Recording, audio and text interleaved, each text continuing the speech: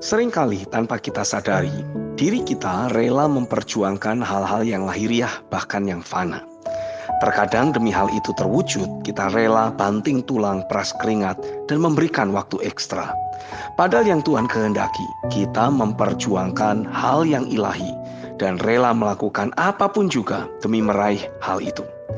Inilah hal esensial yang Tuhan ingin kita perjuangkan, kita raih dan pertahankan dalam hidup sehari-hari, yaitu hati yang haus dan lapar akan realita Tuhan serta firman-Nya.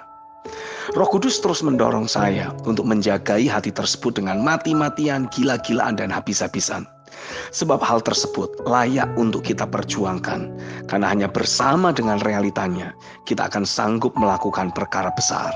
Kita siap untuk mengadakan pemulihan segala sesuatu, dan hanya oleh iman kita, kita akan mengalahkan dunia. Jujur, mempertahankan hati yang lapar dan haus akan realita dan firman-Nya bukanlah perkara yang mudah. Tidak semua orang mau berfokus dan mempertahankan hal tersebut. Hal-hal eksternal seringkali membuat kita terdistract dan memberikan pilihan kemudahan serta kenyamanan hidup daripada harus berjuang dan ngotot mempertahankan hati yang haus dan lapar akan Tuhan. Tapi suka atau tidak, memang hal itulah yang ditetapkan Tuhan bagi kita. Itulah pertandingan iman kita setiap hari. Jadi, mari kita tuntaskan hal itu dengan sebaik mungkin. Paulus telah memberikan kita contoh dan hasil saat dia mempertahankan serta memperjuangkan hati yang haus dan lapar akan Tuhan. Dia menjadi pribadi yang merepresentasikan Kristus di atas bumi ini. Juga menjadi manusia Allah yang diakui sendiri oleh iblis di alam roh dan memiliki posisi rohani yang diperhitungkan sama seperti Kristus. Oleh karena itu, kita perlu mengadopsi mentalitas Paulus dalam menjaga hati yang lapar dan haus akan Tuhan melalui ayat-ayat berikut ini. Yang pertama, tubuh kita harus digembleng untuk mengikuti keinginan roh. Doa dalam roh yang kuat dan deklarasi firman, juga menyembah harus dilakukan secara all out sampai Tuhan menjamah hidup kita. Itu harus menjadi gaya hidup kita sehari-hari. Kitab 1 Korintus 9 ayat 24-27 dalam terjemahan firman Allah yang hidup mencatat, dalam suatu perlombaan, semua peserta ikut lari, tetapi yang mendapat hadiah pertama hanya seorang. Jadi berlombalah untuk mencapai kemenangan. Supaya menang dalam pertandingan, kita harus menahan diri untuk tidak melakukan hal-hal yang dapat menghambat usaha kita. Seorang atlet bersusah payah seperti itu hanya untuk menggondol medali atau piala. Sedangkan kita melakukannya untuk mendapat hadiah sorgawi yang tidak akan hilang. Jadi, saya lari menuju sasaran dengan tujuan yang pasti. Saya berjuang untuk menang. Saya tidak berlaku seperti seorang petinju yang memukul-mukul angin atau berayal-ayal. Seperti seorang atlet, saya menggembleng tubuh saya, melatihnya melakukan hal-hal yang harus dilakukan dan bukan hal-hal yang dikehendakinya.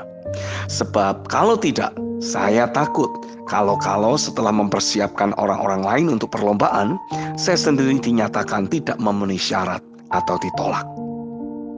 Yang kedua, menetapkan satu tujuan saja, yaitu menjadi serupa dengan Kristus dan mengalami kepenuhan Kristus.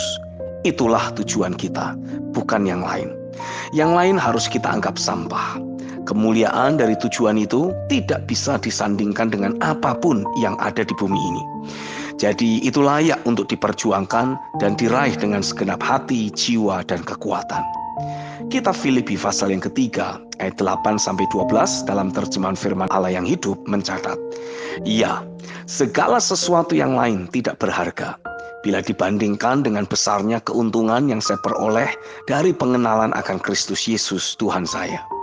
Saya telah mengesampingkan segala sesuatu yang lain dan menganggapnya sampah, supaya saya dapat memiliki Kristus serta menjadi satu dengan Dia. Saya tidak lagi menggantungkan keselamatan saya pada perbuatan baik atau ketaatan kepada hukum Allah, melainkan kepada kepercayaan bahwa Kristus menyelamatkan saya. Sebab Allah membenarkan kita di hadapan hadirat-Nya atas dasar iman kita, yaitu berharap hanya kepada Kristus saja. Sekarang, saya telah melepaskan semua hal lain.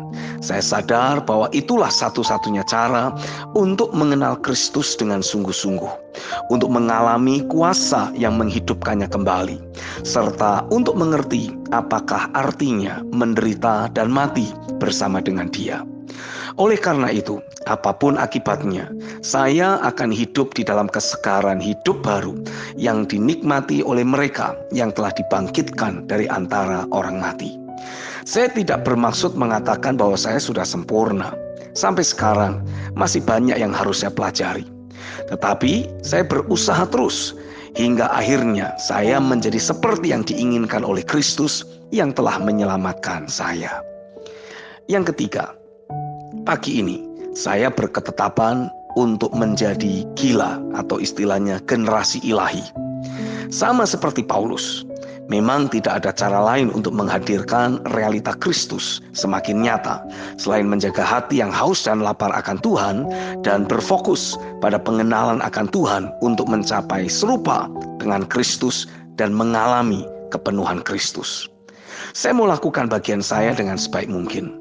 Maka Roh Kudus yang melihat kecenderungan hati saya akan menolong saya mewujudkan keinginan hati Bapa untuk saya mengalami keserupaan dan kepenuhan Kristus di atas bumi ini.